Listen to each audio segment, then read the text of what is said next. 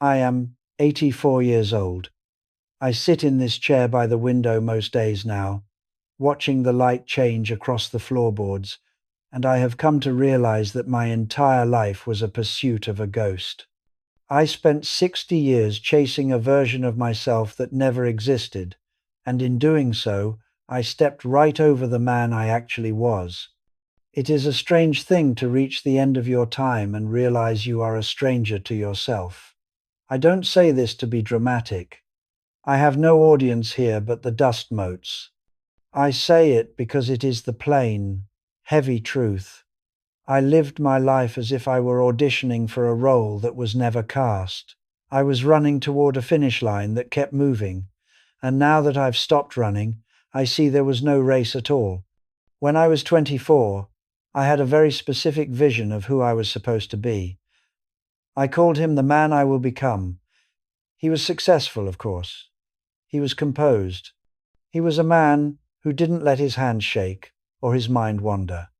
He was respected by neighbors he didn't even like. I thought that if I worked hard enough, if I spoke the right way, if I bought the right house and married the right woman to fit the image, I would eventually inhabit that man.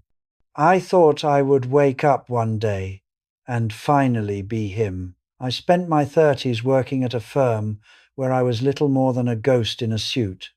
I remember the smell of that office, stale coffee and ozone from the copiers.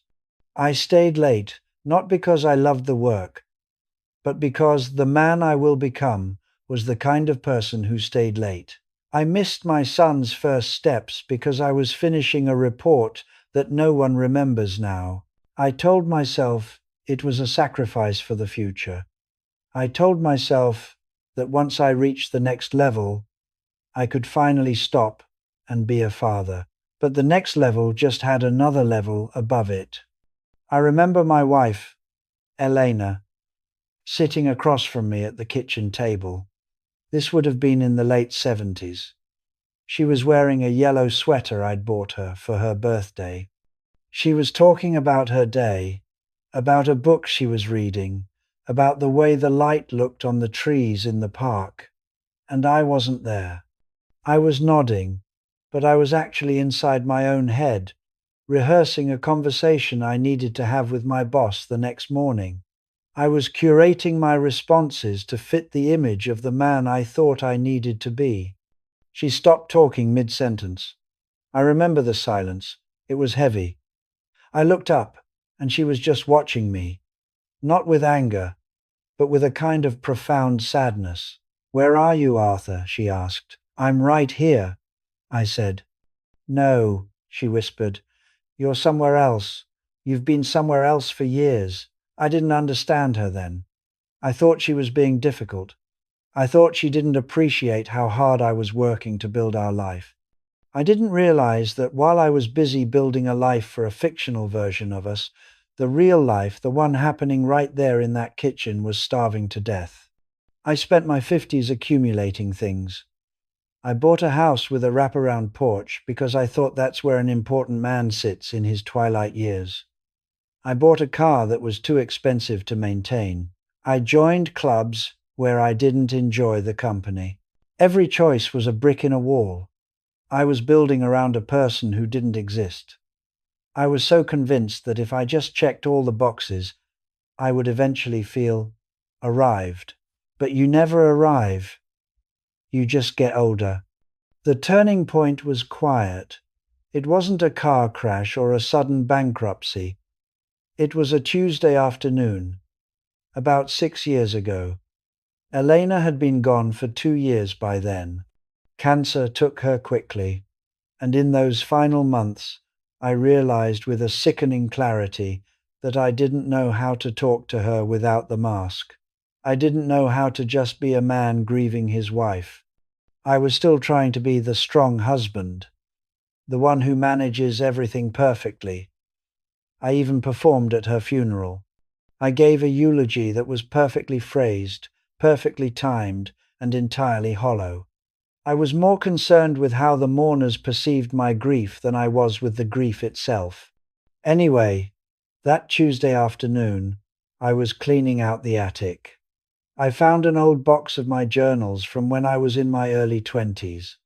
I sat down on a dusty trunk and started reading. I expected to find a younger version of the man I had spent my life trying to be. Instead, I found a stranger. I found a boy who loved to draw. I had forgotten that.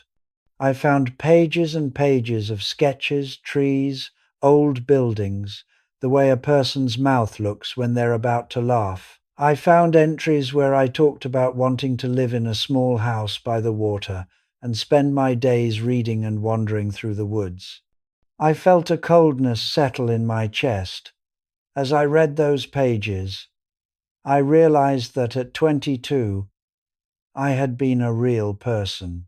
I had preferences. I had a soul that was interested in the world. And then, somewhere along the line, I decided that the boy wasn't enough. I decided he was too soft, too aimless. I buried him so deep that I forgot he ever existed. I traded that boy for a shadow. I traded his curiosity for a career I hated. I traded his capacity for intimacy for a reputation that means nothing now that I'm 84 and the only people who call me are telemarketers. I look at my son now. He's 50. He's a good man, but there is a distance between us that I built myself.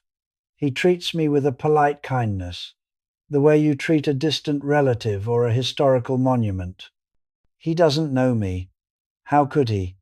I never showed him who I was. I only ever showed him the version of a father I thought he was supposed to have. We talk about the weather, his job, the repairs needed on my house. We never talk about what it feels like to be alive. That is my fault.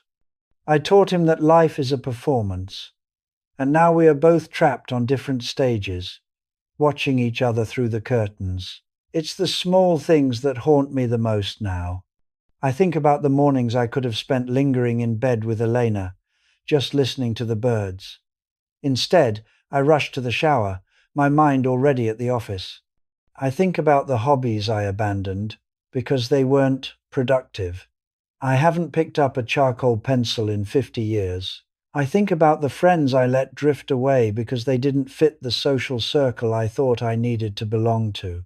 I did all of it for a man who was never going to show up. I was waiting for a version of myself that was a complete fabrication, a collage of expectations from my father, my peers, and the magazines I read. I thought that once I became him, I would finally be happy. But there is no him. There is only me.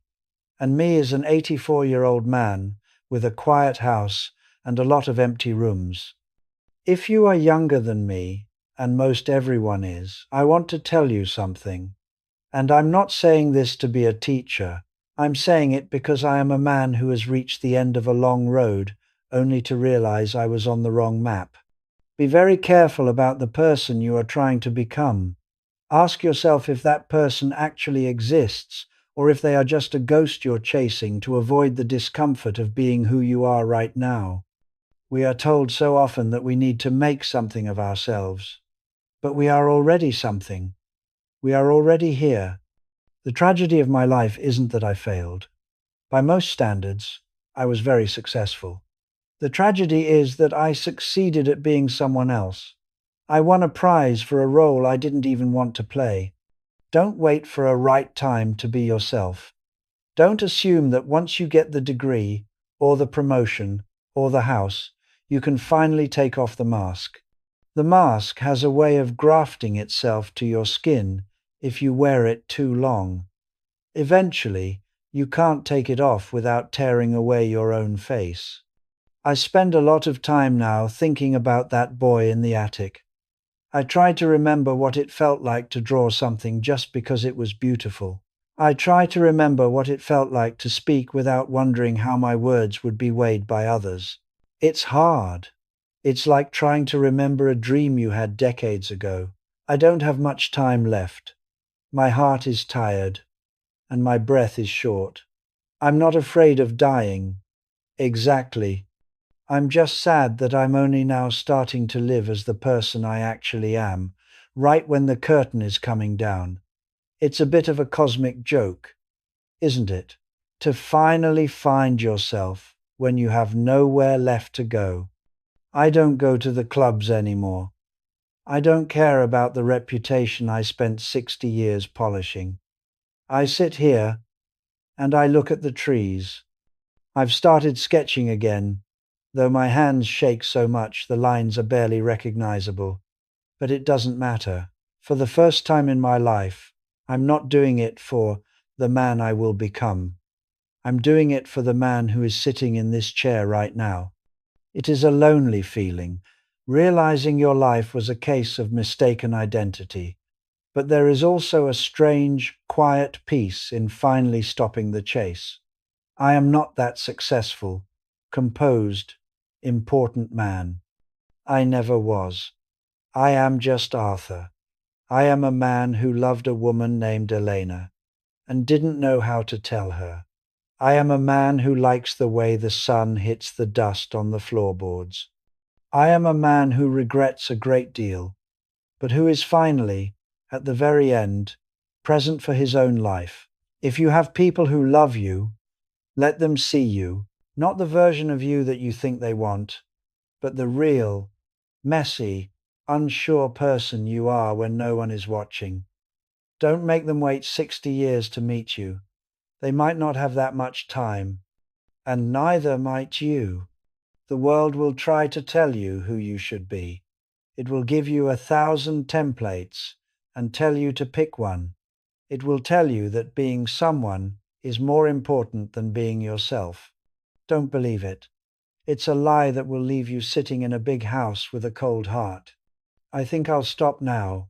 The light is fading, and it's getting harder to see the page. If this reached you, if it made you stop for even a second and look at your own hands, then I suppose it was worth the effort of saying it. We spend so much of our lives being loud, trying to be noticed, but the most important things are usually very quiet. I'm going to sit here for a while longer. I'm going to watch the shadows stretch across the room. I'm not waiting for anyone anymore. I'm just here. And for the first time, that is enough.